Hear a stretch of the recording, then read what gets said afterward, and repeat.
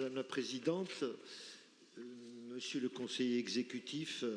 mes chers amis, chers collègues, alors mon intervention sera pour moi centrée sur la surfréquentation. Je laisserai mon ami François Sorbe aborder plus spécifiquement l'offre touristique, la gestion des flux. Monsieur le conseiller exécutif, le 2 juin 2022, vous présentiez devant notre Assemblée un état des lieux de la situation des sites touristiques nécessitant des mesures concrètes afin de limiter la fréquentation de ces sites. J'étais intervenu, je vous disais alors, un chemin est possible, mais aujourd'hui, en écoutant votre rapport d'information, ce nouveau rapport d'information, nous constatons que le chemin est ouvert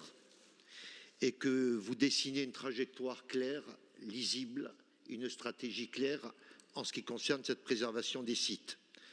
En effet, vous avez raison, la préservation des ressources et sites naturels de Corse et le tourisme durable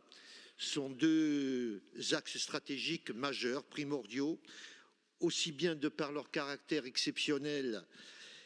fragile et identitaire qu'en raison du poids majeur de l'activité touristique dans le PIB. Les enjeux sont intimement liés et l'ambition que nous devons porter dans la réussite de leur prise en compte doit nous hisser comme un véritable exemple dans ce domaine. C'est vrai que nous ne sommes pas les seuls, le seul territoire où l'hyperfréquentation de certains sites semble dépasser le seuil du supportable au niveau écologique, mais également de l'acceptabilité de la population. Ce phénomène s'est évidemment accéléré avec la crise de la Covid, et c'est le signe que vous avez très clairement donné tout à l'heure, c'est le signe d'un besoin absolu de changer de paradigme dans la gestion de la fréquentation des espaces naturels et patrimoniaux. C'est ce que vient de faire valoir votre rapport d'information. En 2022, il s'est agi évidemment en continuité et en parallèle également de toutes les autres décisions qui avaient été prises par cette Assemblée depuis 2018 et 2021. En 2022, vous l'avez rappelé, il s'est agi en parallèle de tous les débats et questionnements globaux sur la sémantique hyperfréquentation, surfréquentation, malfréquentation, sur les concepts de gestion et de promotion, à dire les quotas, capacité de charge, étalement de la fréquentation. Il s'est agi de trouver et de mettre en place des mesures urgentes sur les sites les plus touchés, les plus sensibles. Votre rapport résonne aujourd'hui comme un témoignage de l'action entreprise qui permet de clarifier à la fois sur la démarche globale et transversale entre l'Office de l'environnement et l'Agence du tourisme, et sur l'expérimentation également des mesures engagées sur les sites pilotes qui parfois, c'est vrai, et vous l'avez dit tout à l'heure, n'ont pas toujours été comprises. Très rapidement, mais je vais vous donner le ressenti sur le terrain des conseillers territoriaux. Très rapidement, les sites choisis, les sites que vous avez choisis, représentent déjà à eux seuls la diversité et la complexité des contextes au plan géographique, répartition des compétences, possibilités réglementaires, organisation de la fréquentation. Et puis aussi des moyens à mettre en œuvre sur les lavées, des scans de la Baed et la Restonega. Vraiment, pour chacun, dès la saison dernière, une stratégie spécifique et propre a été développée. Des plans d'action ont été établis et l'ensemble des acteurs ont été réunis, ont participé pour trouver une meilleure articulation entre la gestion des flux et leurs retombées, pour partager une réflexion stratégique avec l'ensemble des acteurs, collectivités locales, partenaires, institutionnels, socioprofessionnels, associations, pour aboutir également à une gouvernance claire et effective des territoires dans des projets de territoire en matière de gestion opérationnelle, préservation écologique et dimension financière. Et puis, également, cette action sur le terrain pour agir directement sur certains points très sensibles en mettant en place les mesures d'urgence fortes. D'autre part, c'est à souligner, à mon avis, de manière très forte, au-delà de ces grands principes et des grandes réflexions, nous sommes rentrés véritablement et rapidement dans l'opérationnalité avec l'Office de l'environnement et l'ATC en positionnement comme chef d'orchestre pour organiser la répartition des flux de fréquentation dans l'aménagement des sites, ce que vous avez évoqué, l'organisation des stationnements, sentiers et délestages, dans la protection des sites et espèces les plus sensibles, ce que beaucoup peut-être aujourd'hui semblent ignorer, cette préservation des sites et des espèces les plus sensibles, la sécurisation des publics, risques incendie, accidents sur les sites de montagne, information, le développement d'autres sites moins sensibles, donc délestage. Voilà. Donc, véritablement, on est rentré dans un nouveau cadre avec de l'opérationnalité. De plus, cette entrée dans le vif du sujet nous permet également de toucher, et ça a été évoqué tout à l'heure, aux limites institutionnelles actuelles et à la nécessité d'intégrer des éléments indispensables à la mise en œuvre de cette politique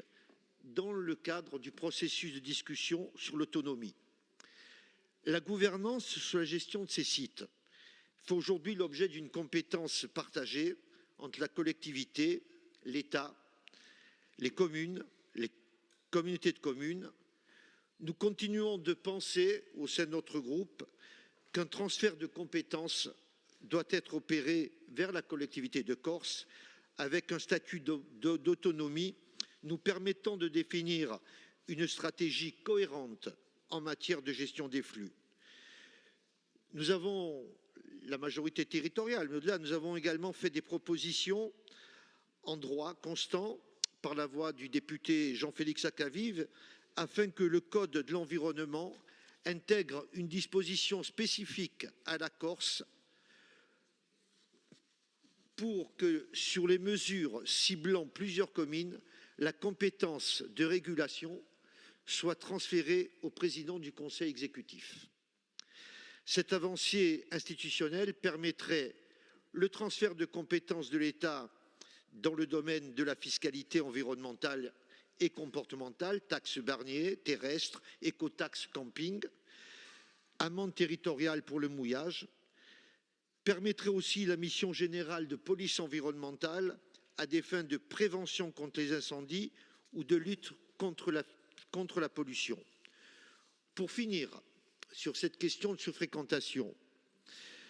la stratégie poursuivie s'apprécie sur une démarche très délicate où trouver le point d'équilibre entre préservation et activité touristique. Ce ne sera évidemment effectif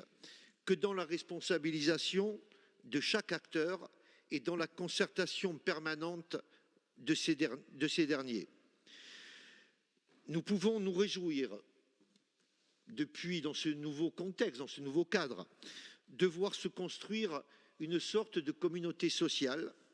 en pleine appropriation territoriale, une communauté sociale qui est mobilisable en instance de concertation, de débat, de médiation et sur un socle de valeurs communes sur la notion de loisir, de préservation du patrimoine, d'éducation, de gestion des usages. Je pense, mais vous l'avez effleuré, voire vous l'avez abordé, je pense à l'émergence sur nos territoires de collectifs citoyens, Uguliti ou Paesano della Montagna Ruchigiana, l'association du hameau de Baved, je cite cela parce que proche de mon lieu d'habitation, afin de permettre la mise en place d'actions les plus adaptées possibles aux réalités de territoire, comme la demande forte formulée, mais vraiment, personnellement, en tant que conseiller territorial et habitant ces endroits, je me réjouis de la clarté de vos propos. Cette demande très forte formulée par les habitants de Bavel concernant l'accès au site, le statut de résident et la demande de création de ce statut pour les habitants de ce hameau. C'est, je crois, dans la concertation, une avancée qui peut être considérable pour y compris permettre d'impulser cette citoyenneté sur le terrain. Je pense aussi à la concertation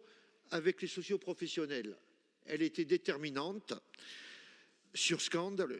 Bavel, qui s'engagent ces socioprofessionnels et conventionnent en faveur d'une gestion cadrée et durable de leurs pratiques. Je pense aussi aux propriétaires fonciers qui font entendre leur voix de plus en plus fréquemment, fonciers privés qui s'organisent, se manifestent et conventionnent autour de la gestion concertée. Je pense à l'ensemble des collectivités, des institutions concernées qui entrent dans une véritable ère de partage et de mutualisation des moyens. Vous avez donc ouvert un chemin, vous nous proposez de l'emprunter avec tous ces acteurs, avec cette vision claire. Le groupe Fapopoulounsem vous accompagnera fortement dans cette démarche.